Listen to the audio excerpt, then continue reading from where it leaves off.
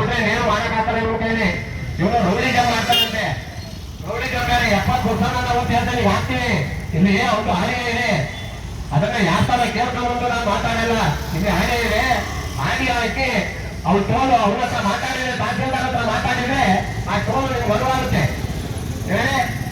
ಈ ಸರ್ಕಾರದ ಅನ್ನ ತಿಳ್ಕೊಂಡು ಸರ್ಕಾರವನ್ನ ನಿಂದಿಸ್ತಾನೆ. ಇಂಥ ಭ್ರಷ್ಟ ಅಧಿಕಾರಿ ಎತ್ತ ಕುಮಾರಪ್ಪ ಅನ್ನೋ ಗೊತ್ತಾಯ್ತಲ್ಲ, ಎಲ್ಲರೂ ಗೊತ್ತಾಯ್ತು, ಇವ್ರಿಗೆಲ್ಲ ಗೊತ್ತಾಯ್ತೆ. ನವೀನ್ ಕುಮಾರ್ ಅಂತ